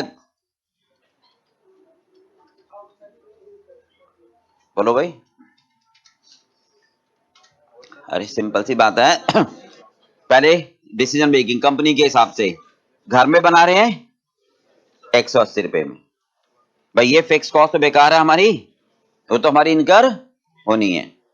हाँ जी, अगर बाजार से खरीदेंगे तो 220। अच्छा एक मिनट सर, ये ट्रांसफर प्राइस दे रखी है, जो क्वेश्चन में ट्रांसफर प्राइस दी हो कि ए चाहता है उसका हमारे लिए कोई मतलब क्यों नहीं है, क्योंकि हमसे पूछ रहा है, राइट। ये मत कहना कि सर दे तो रखी है प्राइस, ये तो ए चाहता है कि बी से मिले, राइट, तो फिर वो हमसे पूछ रहा है, इसका मतलब ये उसकी जो रिक्वायरमेंट है वो उसकी पूरी नहीं होगी, नहीं तो हमसे क्यों पूछे वो, राइट। चलो खैर, तो इसका कोई मतलब नहीं है। अब जो कंपोनेंट 180 रुपए में बना रहे हैं वो कितने में बाजार से खरीद सकते हैं, तो अगर बी को बोले कि तुम बाजार से खरीद लो तो कितने का लॉस होगा, 40 रुपए का, कितने यूनिट पर, यानी 1,20,000 रुपए का नुकसान होगा अगर बी को बोले तुम बाजार से खरीद लो। कितने का नुकसान होगा, 1,20,000। पहले वाले पार्ट में तो ठीक था, नुकसान क्यों करे, खाली बैठेगा, पर अब ए उस खाली जगह को 2 लाख रुपए में कन्वर्ट कर सकता है। तो 1,20,000 रुपए का लॉस उठाकर 2 लाख रुपए कमाना समझदारी है, 80,000 रुपए कमाएंगे। है जी, नहीं समझ में आई दोबारा, हमें भी तो समझा, अब हम कंफ्यूज हो गए। नहीं नहीं समझो ना, और क्या ऐसा थोड़ा ना कि इसको हाँ कर देंगे और आगे चलेंगे। बोलो 2 लाख रुपए, हाँ, कौन सी कॉस्ट आ रही है, किस में आ रही है, क्या काम करेंगे, अंदर बड़े डिटेल में जाओ ना उसकी, ऐसा हमने थॉट क्यों बनाया, मैं तो वो बताना चाह रहा हूं। बोलो क्या काम करेंगे, हाँ, तो वो क्वेश्चन में बताया ही नहीं, तो वहां पर जाना ही नहीं, ये कह रहे हैं हम, ये नहीं कह रहे 2 लाख वेरिएबल कॉस्ट इसमें शामिल है, ये क्वेश्चन नहीं हुआ राइज, गलत है आंसर भी, क्योंकि ए क्या काम करेगा वो नहीं बता रहा, समझ गए बात भाई? तो उसमें जाना नहीं, बस जो भी ए यूटिलाइज करेगा वहां से मुझे कितने पैसे आएंगे नेट, 2 लाख रुपए। और ये पहले भी बता रखा है, जब भी आपको क्या दिया हो, नहीं operating saving cash, annual cash saving, इसका मतलब ये क्या होता है, नेट। ये अभी लास्ट क्वेश्चन आया तो उसमें भी बताया। तो कैश सेविंग का मतलब ही होता है नेट सेविंग, जो खर्चा अगर कुछ होगा भी तो वो इसमें माइनस हो चुका होगा। बोलो क्लियर बात भी? और वैसे प्रैक्टिकली कहें तो किराए पे दे रहा होगा, ठीक है, तो उसमें तो कोई खर्चा,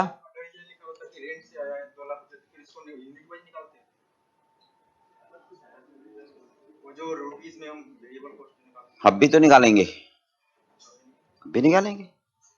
हाँ जी, तो क्या कहोगे, 40 रुपए का लॉस है कितने यूनिट पर, 1,20,000 रुपए का लॉस उठाकर 2 लाख रुपए कमाना फायदेमंद है। कितने रुपए का नेट फायदा, 80,000 रुपए का। तो इसका मतलब ऐसा रखो ट्रांसफर प्राइस की बी बाजार से ले और हम अपनी जगह को यूटिलाइज करें।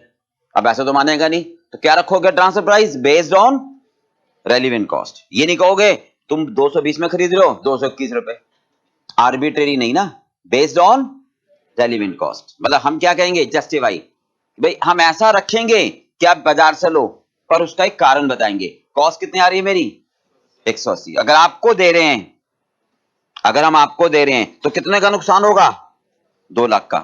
कितने यूनिट पर, 3,000, कितना 66 रुपए। मतलब 180 रुपए का तो देखो खर्चा है भाई, 180 रुपए तो वो है जो जेब से जा रहा है, और 2 लाख रुपए आने से रुकेगा ट्रांसफर की वजह से 3,000 यूनिट पर कितना 66, यही तो इसका मतलब मैं आपको ट्रांसफर इससे कम पर नहीं करना चाहूंगा। तो बी क्या कहेगा, मैं भी लेना नहीं चाहूंगा, 220 में बाजार से मिल रहा है, हम भी यही चाहते हैं और कंपनी भी यही फायदेमंद। तो क्या कहोगे, बी अगर ले 220 में से तो कंपनी को लॉस होगा। बोलो समझ में आ गया? और ट्रांसफर प्राइस क्या होनी चाहिए, 246.6। बिल्कुल क्लियर है? कोई समस्या है पूछो। बिल्कुल, चलिए देखिए,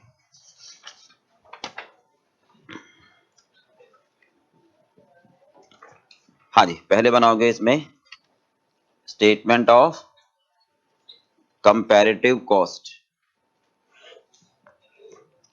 वेरिएबल कॉस्ट घर में कितने में पड़ रहा है, वो 180 में। परचेज करें तो कितने में, 220। लॉस ऑन परचेज, बाजार से खरीदने में कितना लॉस है, 40 रुपए का, 3,000 यूनिट पर ना, 3,000 ही तो है। बट ऐसा करके एक खाली कर लेगा अपनी जगह और उसको किराए पे दे देगा, कहीं यूटिलाइज करेगा। बेनिफिट फ्रॉम रिलीज्ड कैपेसिटी, कितने कमाएगा, 2 लाख। तो 1,20,000 रुपए का लॉस उठाकर, मतलब 40 रुपए महंगा खरीदवा कर ए को फ्री कर लो, इतना फायदा होगा कि लॉस कवर हो जाएगा। और नेट फायदा कितने का, हाँ जी, better to purchase, better to purchase.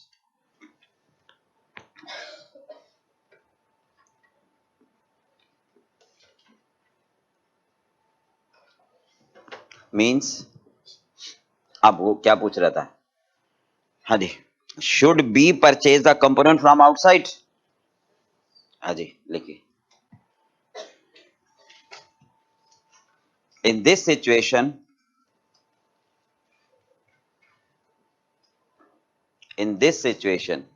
B should purchase, in this situation B should purchase the component from outside market. B should purchase the component from outside market. क्यों sir, एक बात बताओ, बाजार से क्यों खरीदे सर? 40 रुपए महंगा है, 40 रुपए महंगा है। क्यों हाँ कह रहे हो? क्योंकि महंगा होने के बावजूद ए अपनी जगह खाली कर लेगा और उसको इतने रुपए कमा के दे देगा कि लॉस कवर हो जाए, राइट। लिखिए क्या लिखा है, B should purchase the component from outside market because, नहीं सॉरी ऐसे देखो, ऑल दो हालांकि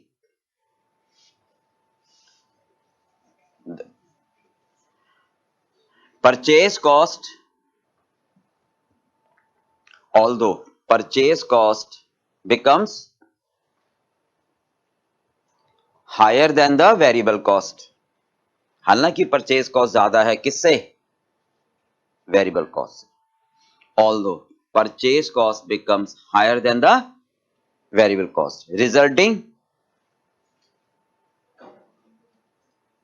loss of 40 rupees on 3000 unit।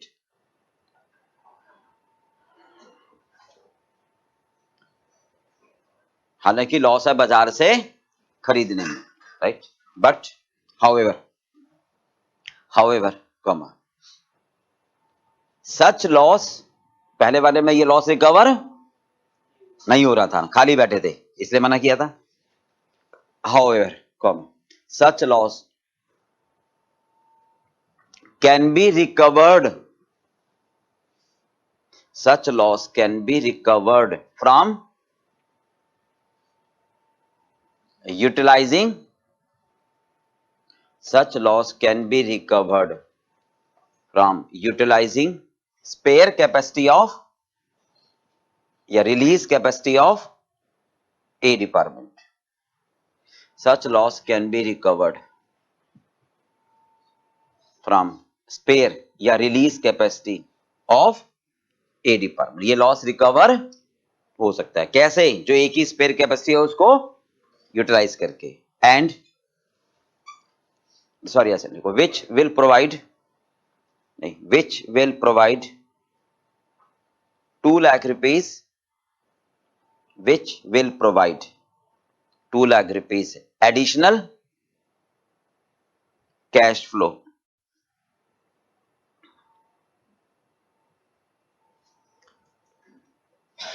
resulting, कितने का लॉस था? 120 और प्रॉफिट हो गया 2 लाख, तो net resulting net benefit 80,000 for the company, resulting net benefit 80,000 for the company. Hence, B should purchase from market। चलिए ट्रांसफर प्राइस भी बतानी है, बताओ ट्रांसफर प्राइस क्या कहोगे? तो इतना रखोगे ट्रांसफर प्राइस की बी बाजार से ले, इतना रखोगे ट्रांसफर प्राइस की बी बाजार से ले, क्या कहोगे? Cost to be incurred, cost to be incurred due two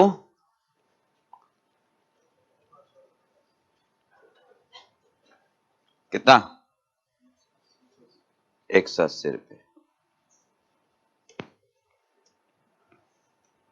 plus benefit to be lost due to transfer.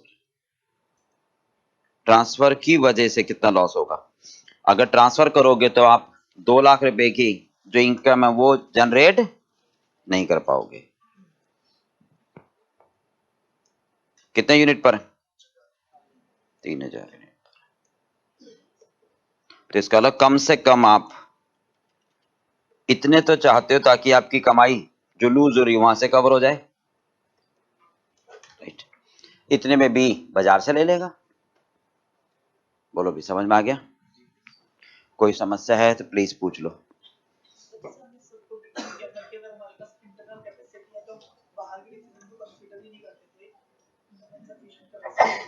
एक बार दोबारा बोलोगे, ध्यान से सुनो अभी प्लीज,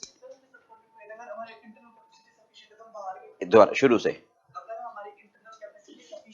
दोबारा, और खोलो कॉपी जरा एक बार दोबारा, ऐसे नहीं होगा काम, वर्ड टू वर्ड चाहिए। एक आप क्या करते हो, एक कंपनी ने कार बनाई, 4 पहिए लगाए, चल रही है, सर ये चल कैसे रही है, इसका एक हटाओ और चलाओ फिर मानूंगा।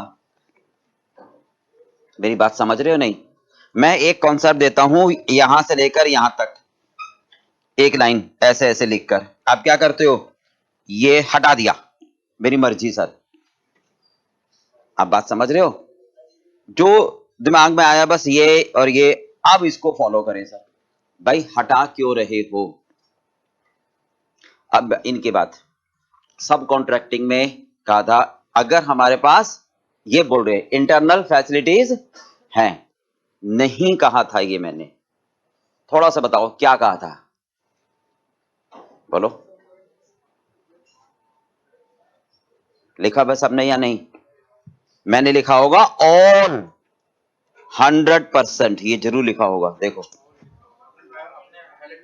है ना, 100% ऑल लिखवाया था ना, और थोड़ा रुका भी होगा वहां पर, नहीं मतलब अगर मेरे पास 4 प्रोडक्ट हैं, 5 हैं, और सभी प्रोडक्ट की कैपेसिटी के लिए 100% रिसोर्स अवेलेबल हैं, तो मैनेजमेंट हमसे नहीं पूछेंगे कि मैं बाजार से खरीदूं प्रोडक्ट, क्या प्रोडक्ट, क्या प्रोडक्ट, 2 बातें आई, एक तो प्रोडक्ट की बात आई और 100% रिसोर्स सबके लिए अवेलेबल हो, तो यहां दोनों बातें नहीं लग रही ना, तो यहां प्रोडक्ट का डिसीजन है, किसका है, कंपोनेंट का। कई एग्जांपल दिए थे, अमूल कंपनी है, किसका डिसीजन है, बटर का, मिल्क का डिसीजन है। बाइसिकल में किसका डिसीजन है, चेन का, बाइसिकल का नहीं है। फैन में किसका डिसीजन ले रहे हैं, फैन का नहीं, कंडेंसर का। क्या लिखा था, जब एक डिवीजन अपना आउटपुट दूसरे को ट्रांसफर करे, तो उस पर बात कर रहे हैं ना, तो ना तो मेरा डिसीजन किसका है, प्रोडक्ट का, और ना ही ये बात कर रहे हैं कि 100% रिसोर्स है, राइट भाई? तो ये किसका डिसीजन है, मेक और बाई। आगे बात समझ में? चलिए हाँ जी, 4th पढ़ो।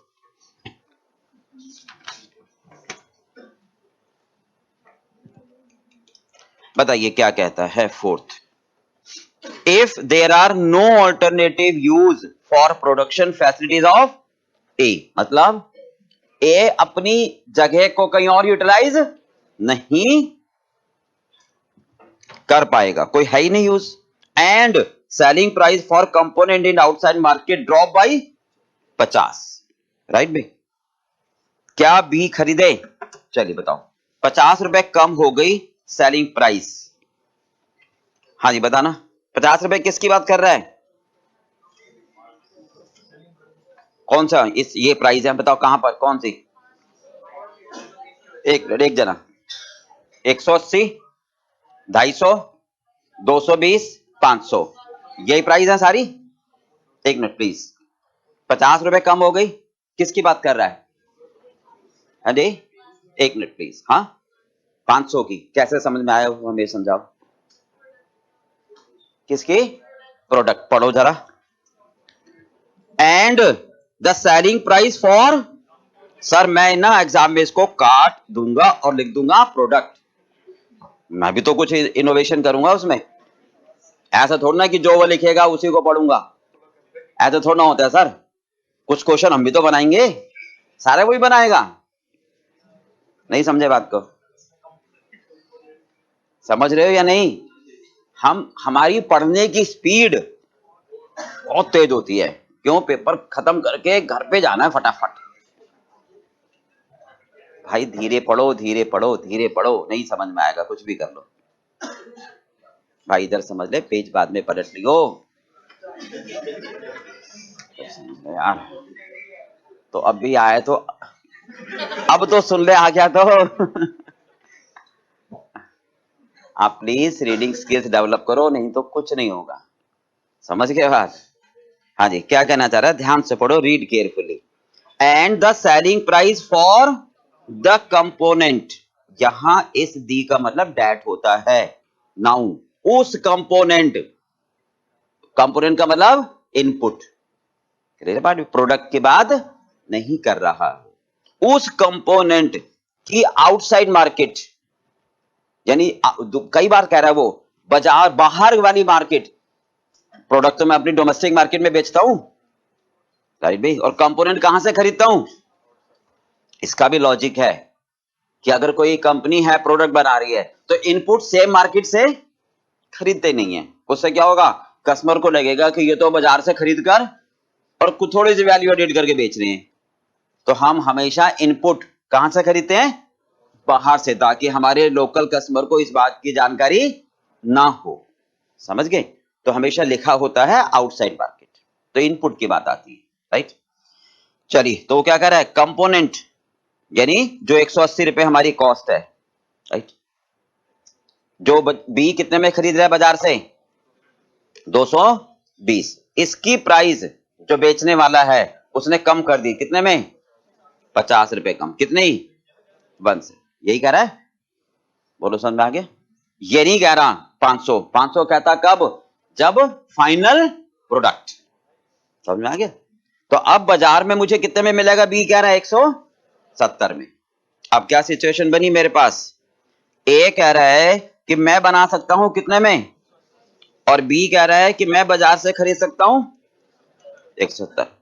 ए कह रहा है कि मैं खाली बैठूंगा, तो बी क्या कह रहा है, भाई तू खाली बैठ, अच्छा लगता है नहीं, क्यों, जो 180 रुपए बना रहा है वो मैं 170 में बाजार से खरीद सकता हूं, कंपनी का फायदा है, बोलो। इसका मतलब B should purchase the component from outside market because purchase cost is less than the variable cost, भले ये कुछ काम करे या ना करे।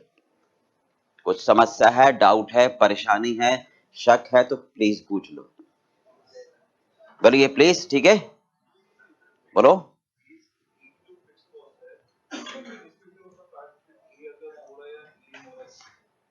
हाँ हाँ ठीक है,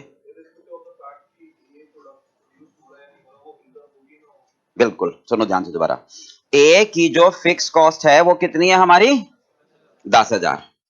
सबसे पहली बात, अगर क्वेश्चन में फिक्स कॉस्ट लिखी है तो हमेशा अनअवॉइडेबल, अवॉइडेबल होगी तो वो हमेशा बताएगा कि सर टेम्परेरी सुपरवाइजर की सैलरी है, मशीन का रेंट है, तो अवॉइडेबल तो नहीं कह रहा, साइलेंट है, तो इसका मतलब क्या है, unavoidable. What does it mean sir, थोड़ा एक्सप्लेन करते हैं।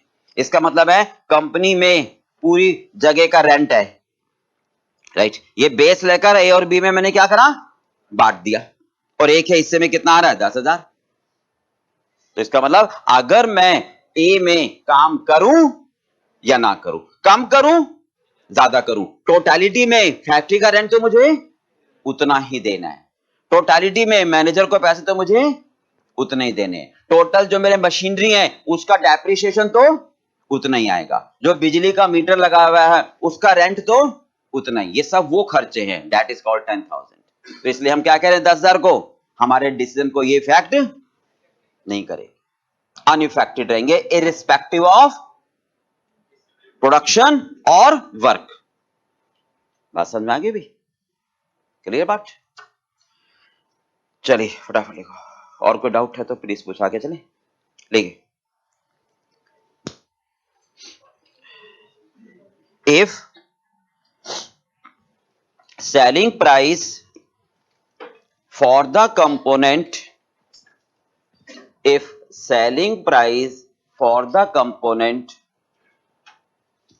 in outside market, if selling price for the component in outside market drop by 50, that is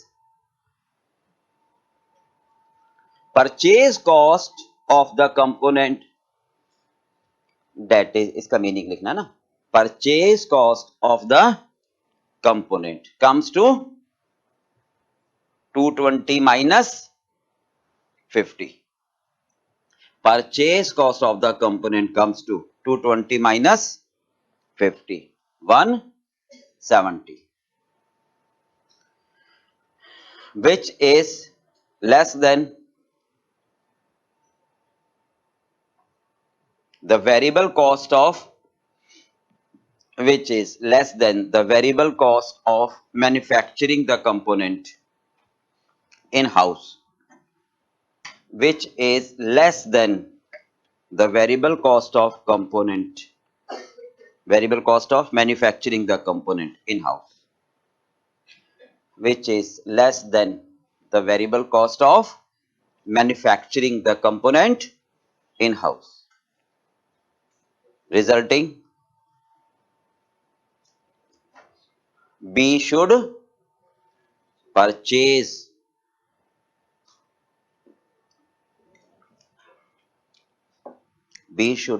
the component from outside market.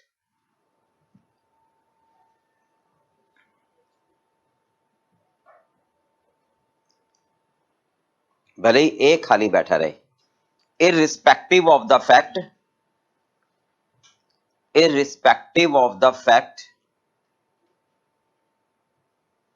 इस बात से हमें कोई फर्क नहीं पड़ता कि ए खाली बैठे, क्योंकि फायदा है ना. irrespective of the fact that A remain ideal, and fixed cost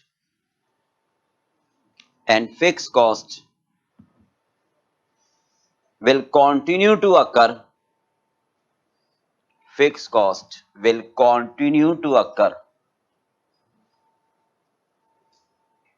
with the same amount. भाई ये तो आपकी खर्च होती रहेंगी चाहे काम करो या ना करो. Fixed cost will continue to occur with the same amount, irrespective of any decision. कोई सा भी डिसीजन हो, प्रोडक्शन करो, कम करो, करो नहीं करो, कुछ भी करे, तो ये तो हमारी सेम है. क्लियर बात भी? बोलो भी, समझ में आ गया? अब ट्रांसफर प्राइस क्या रखोगे, क्योंकि वो तो हर एक पार्ट में बताना है ना. ट्रांसफर प्राइस क्या होगी बताओ?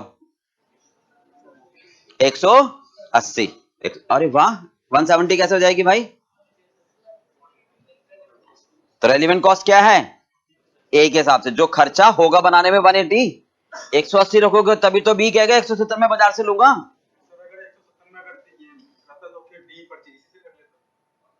फिर नहीं है ना ऐसा. लिखिए स्टेटमेंट ऑफ ट्रांसफर प्राइस.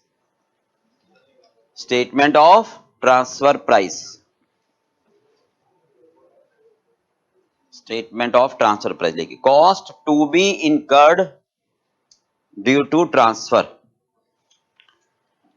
180.